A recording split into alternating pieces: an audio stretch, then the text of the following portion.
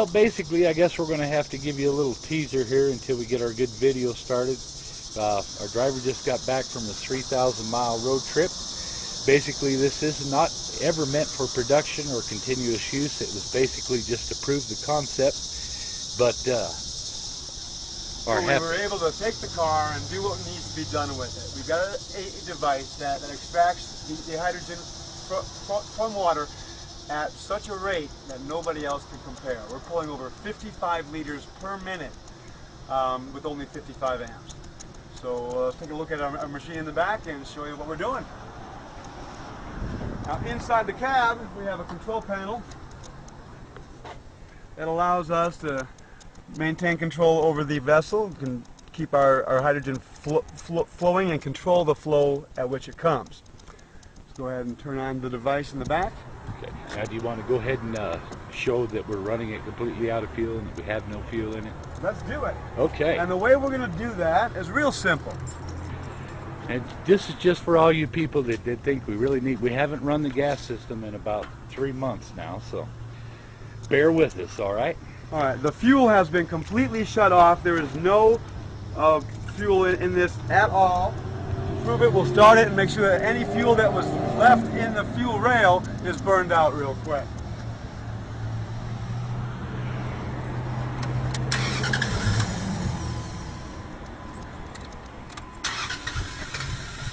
Pumping the gas. Well, gee, Dave. I think it's out of fuel. I don't think there was any in there to begin with. I think you could be right. In fact, I think your damn tank is empty. Anyway, you can see that she ain't running on anything but what we're going to be putting in the tank. Okay, now Dave is going to go ahead and fire up our control panel. Put the camera on the vessel. I'm going to put the camera on the vessel. And the vessel is on and producing hydrogen gas as we speak. It does require a couple of moments to get up to the required pressure, but again, that's because we have a prototype.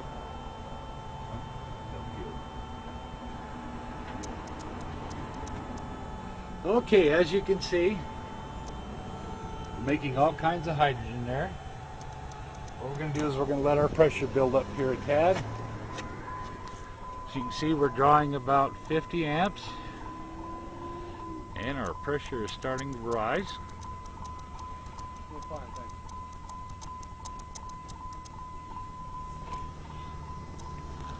Okay, Dave. Where was our pressure at when you were peaking in there, Fred? About 5 psi. All right. Oh. Just a hair is all we need. More time, and we'll have that up to pressure, and we'll start it up and pick it on the block for you. Okay, sounds like a good plan. Hey, I get to ride this time. I hate taking pictures and driving at the same time. Manipulating the control device. We had some comments about that. And see, we have such helpful neighbors right there.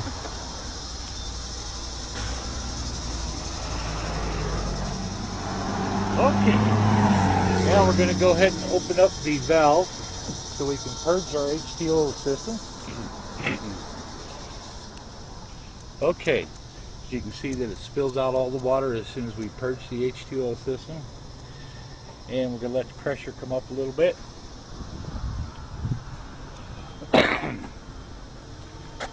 Okay, I think we've got enough. Go ahead and start it, Dave. Running a little low. Oh my! We'll start it right up. Hey. We'll drop it down. Basically, you see the battery isolator that separates the deep cell battery from the vehicle battery. We're going to let now that our alternator's running, our pressure's going to build up. Yes, our fuel is completely off. We're running on just totally hydrogen. I'm going to go ahead and button the hatch here.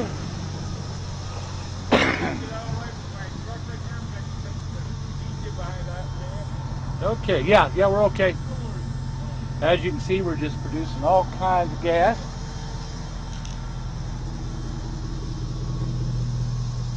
You can see our little pulse wave modulator over there just doing its thing. Hopefully. There we go. Again, the vessel. Looking good, silly goose.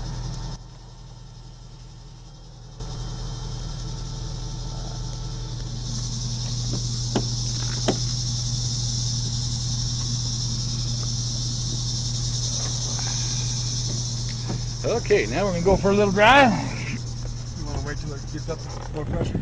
Oh, Be showing the gauge. now we've got a lot of annular space since we dumped the water. I don't think I filled it quite as much as I should have. That's all right. It'll work. It'll work. Okay, please take note that we had a whole bunch more space than we normally work with because we've been messing with our vessel. That was just trying to, we had to take a sample of the electrolyte to make sure that we don't have any contaminants, like we have some foreign metal in our 316L, stainless steel, all those little things. We're trying to do this as laboratory-like as our finances permit. We should be fully funded in the next 3 weeks, so you can expect a whole lot of good things from us. Like I say, this is shareware. We're doing this for nothing, just for the planet, for our grandchildren, and so our children can stop dying for stupid oil. Wow. What do you say? We got enough to do. We got enough to go. Let's go take a drive. Let's run over your neighbor. All right, let's run my neighbors. No, let's not run over the neighbor. Okay. He's a little simple, but you know. All right, coming back here.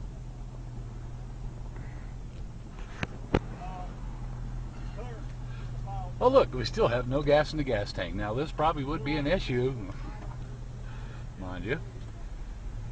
Except that we don't need gasoline in this vehicle anymore. Now, if you're listening, if you can hear it, it sounds a little different than it does with the gasoline, and that's probably because our timing's not perfect, but our ability to move the vehicle without any gasoline is what we're talking about. Our ability to produce enough HHO to power a full-size vehicle, your generator, your coal-fired power plant, whatever it is the application is going to be drawn for. We're producing more HHO gas than anyone else in the world. Then we have proper measurements for.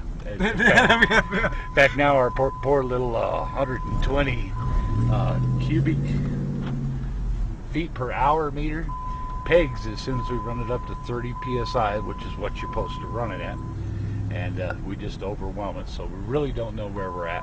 When we get down to the production unit where we can pull this one out and dissect it and find out where we're at, things are going to be a lot different. See, we're building pressure nicely. Even as we're moving forward and accelerating, we're still building pressure. In fact, this vessel will continue to build pressure until we're really maxing out on load and moving the vehicle up a big hill with the air conditioner on and maybe towing a boat. We might have to beef it up a little bit more for that.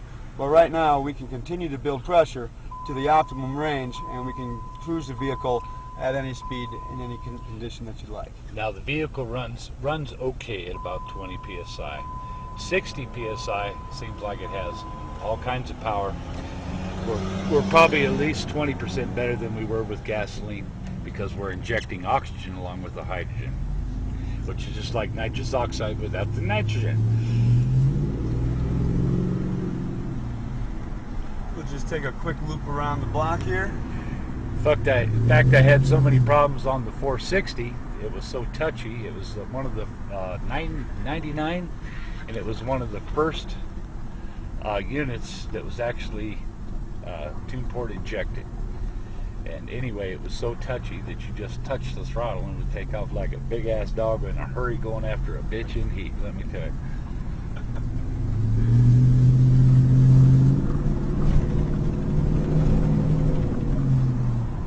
See, the drivability is great. We have no production issues. We have no gas issues. We're not running on any gas. In fact, we hate the smell of it. We've been away from it for so long. So could you please stop asking about it, okay? As you can see, as she heats up, we gained a little amperage. Now, we did have a problem with our pulse wave modulator. A little screw fell out of the heat sink, shorted out part of the board. Basically, the frequency stayed put, but we lost our voltage adjustment or gain adjustment for our carrier weight.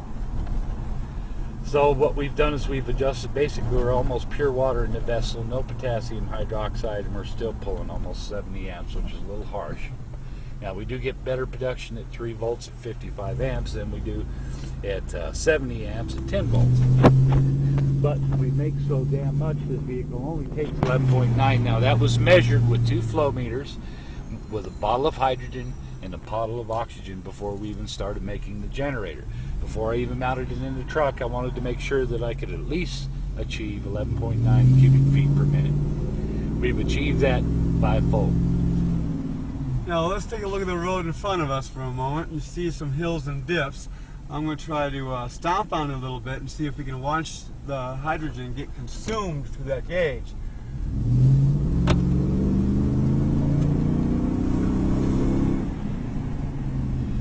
See, you see just a very, very slight deviation. In fact, it was right in the middle of a cycle, determined it was below 60, went ahead and turned itself back on. We're cycling under full throttle, so we have an abundance of hydrogen and oxygen. Now, the only reason that we're going back and we're doing this video is all for all you skeptics.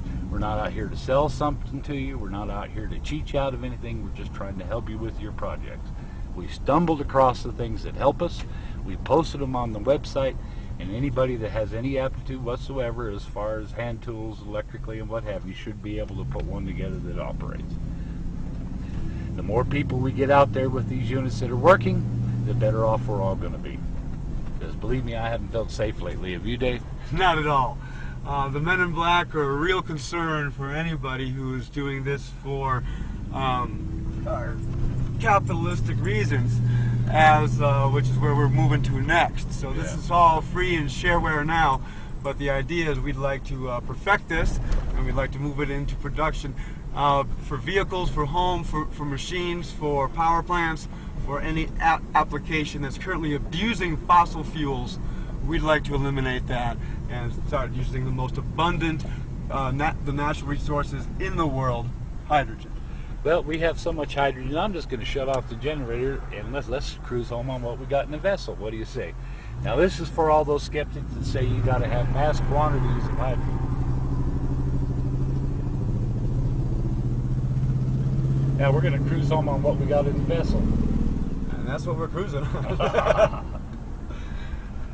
So I can show you that it actually was producing. See, now we've gone from 60 to 50 just going underneath the bridge. As you can see, it's going to get dismal. We're starting to go below, so we're going to go ahead and turn her back on. Yeah, we still got some power issues. Got more of that on.